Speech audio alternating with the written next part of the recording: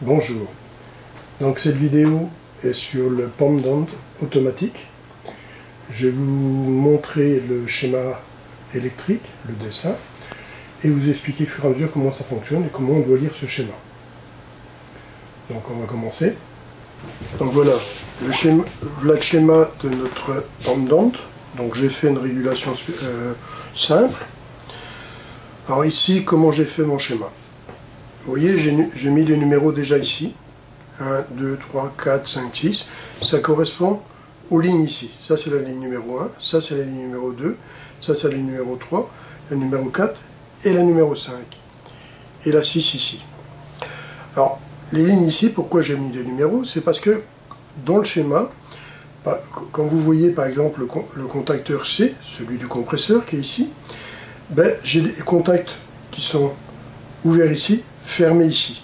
Donc je les dessine donc ouvert, fermé, et dans la ligne 3, j'ai un contact ouvert, la ligne 4, un contact ouvert. Je regarde la ligne 3, ah oui, c'est j'ai un contact ouvert. Et dans la ligne 4, j'ai de nouveau un contact ouvert ici. Donc ces deux contacts-là correspondent avec ce contacteur ici. C'est pour ça que je dessine ça comme ça. Là, ici, c'est pareil. L'horloge qui est ici, c'est l'horloge de dégivrage. J'ai un contact ouvert en 5 et un contact fermé en 2. En 5, j'ai un contact ouvert.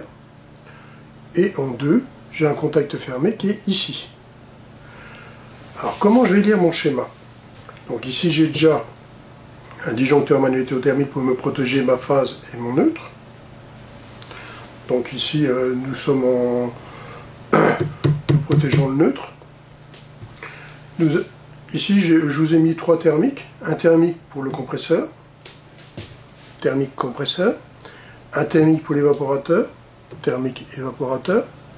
Un thermique pour le condenseur, un thermique pour le condenseur. Donc j'ai la nomenclature qui est ici. Et chaque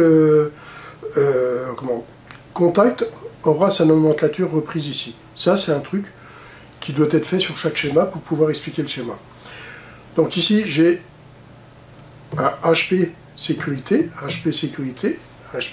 ici. Alors le HP sécurité, il se dessine d'une certaine façon.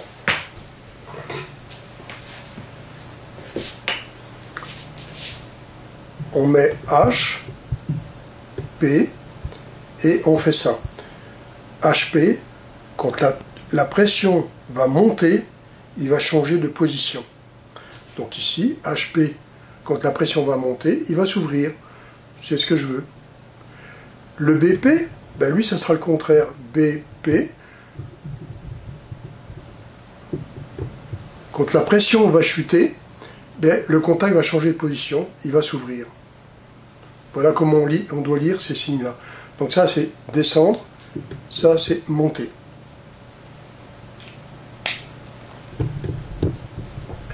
Donc maintenant, on va continuer à lire. Donc, HP et BP, les deux de sécurité. Et à partir de là, donc si un de tout ça réagit, j'arrête toute l'installation complète sans discuter. J'ai un problème ici, on coupe tout. Maintenant, ici, j'ai ma distribution qui va se faire, la phase va continuer ici, et elle va continuer ici. Et elle va être distribuée dans chaque ligne. Alors, et le neutre vient toujours en dessous, sur chaque alimentation de contacteur, vanne électromagnétique, contacteur et contacteur. On peut dire relais si on veut, mais bon, moi je dis contacteur, c'est plus simple, puisqu'on aura de la puissance qui sera dessus. Alors ici, on a un pressostat, basse pression, régulation. Je vais expliquer après à quoi il sert. Donc lui c'est pareil, quand la pression va chuter, il va s'ouvrir. Le contacteur de mon compresseur. Ici, j'ai le contact de mon horloge de dégivrage. Ici, j'ai un interrupteur marche-arrêt. Ici, j'ai mon thermostat. Alors là, j'ai dessiné un simple thermostat, mais ça pourrait être un thermostat via un régulateur électronique. Ici, j'ai ma vanne électromagnétique. Ici, j'ai un contact du C1, du C, voilà, C1, C2, C3. Le contact C ici. J'ai le ventilateur condenseur.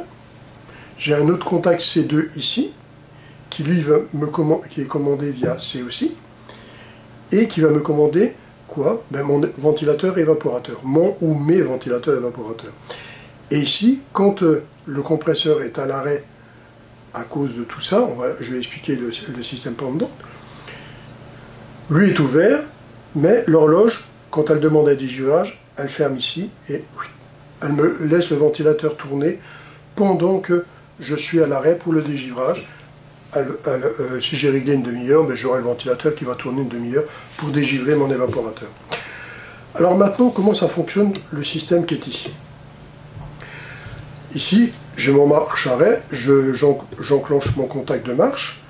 Si je suis en demande, mon thermostat est fermé, parce que là, quand la température monte, le contact est comme ça. Hein. Quand la température monte, le thermostat le contact change de position. La vanne magnétique est alimentée. Comme je vous ai expliqué dans les vidéos avant, ben, quand la vanne magnétique est alimentée, elle laisse passer le liquide qui est dans la ligne liquide, et puisque la vanne magnétique est montée sur la ligne liquide après le déshydrateur et le voyant liquide, donc on a déshydrateur, voyant liquide et la vanne magnétique le plus près possible de l'évaporateur, pas dans la chambre froide, ni dans la chambre de congélation, mais le plus près possible, pour éviter les coups de bélier quand on ouvrira la vanne magnétique. Parce que quand la vanne magnétique s'ouvre, on a le liquide qui arrive, et si on a une très grande tuyauterie, on risque d'avoir un coup de bélier, et les tuyauteries peuvent casser. Alors c'est pour ça qu'on la rapproche le plus possible de l'évapo, pour éviter les coups de bélier. Alors, le thermostat ici commande la vanne magnétique, la vanne magnétique s'ouvre, le liquide est autorisé à rentrer dans l'évaporateur, donc il passe par le détendeur, il rentre dans l'évaporateur, la pression monte dans l'évapo et monte dans la tuyauterie BP, le pressostat BP qui est ici, lui se ferme, parce que la pression monte, paf, il se ferme, comme ici, et mon compresseur se met à tourner. Le compresseur fonctionne et tout, on arrive à température. Quand on arrive à température, qu'est-ce qui se passe? Le thermostat dit, bon, je suis arrivé à température, j'ouvre. La vanne magnétique, elle n'est plus alimentée, le liquide, on le ferme, donc le liquide sera stoppé dans la ligne liquide. Le compresseur, lui, continue à tourner, et lui, il va aspirer toutes les vapeurs qu'il y a dans l'évaporateur, et il va faire chuter la pression. Quand la pression va chuter, on aura une grande partie du liquide qui est dans l'évaporateur qui se sera évaporé, et on aura une chute de pression. Et le pressostat BP qui est ici va m'ouvrir le circuit et m'arrêter mon compresseur. Mais je vous rappelle que je vous ai dit que dans l'évaporateur, qu'est-ce qui se passe? C'est qu'il me reste toujours une petite partie de liquide, mais vraiment infime, qui reste au fond de l'évaporateur. J'arrive jamais à évaporer tout à 100%. Puisque le pressostat ici était réglé à 0,5 bar en coupure. Pressostatique, donc le pomme d'ante, on le fait couper à 0,5. Ici, le BP ici, lui, il coupe à 0,3 bar en sécurité. 0,3, 0,2, ça dépend des installations. Et ici, ça sera réglé en fonction de la pression de sécurité. Et ça, bon, j'expliquerai plus tard. Donc ici, j'ai coupé. Le gaz qui est dans mon évaporateur, la pression va remonter tout doucement parce que comme le compresseur s'est arrêté et j'ai de la chaleur qui est dans la chambre froide, le liquide va s'évaporer légèrement de l'évaporateur, la pression va remonter, lui va se fermer et le compresseur se mettra en route. Alors ça, c'est un pomme d'ante automatique.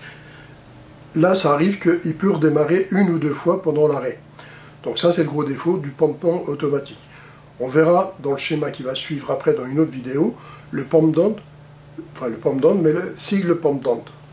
Donc ça, on va le voir après. Donc vous voyez, c'est pas bien compliqué, il suffit de bien lire les schémas. Alors maintenant, je vais expliquer l'horloge. L'horloge qui est ici, qu'est-ce qu'elle fait? Elle est dans la ligne de commande. Ça c'est fermé, c'est en fonctionnement. D'un seul coup, l'horloge, elle dit, oh, je dois faire un dégivrage, parce qu'elle est réglée pour une certaine heure. Paf, ça s'ouvre. Ici, ça va se fermer. Donc, quand ça s'ouvre, lui, il va se fermer, le ventilateur continue à tourner. Ici, il tourne, ça c'est fermé aussi. Mais quand ça s'ouvre, la vanne magnétique va être désalimentée et on va faire mon pomme d'ante. Donc, je vais vider mon évaporateur, couper en BP, le compresseur va s'arrêter, ça s'ouvre, mais comme ça c'est fermé, le ventilateur continue à tourner et va me faire dégivrer mon évapo. On dit bien que c'est une chambre froide positive. Ça c'est pour système positif. Ok? Donc voilà. Bon voilà, je vous ai expliqué le pump down automatique.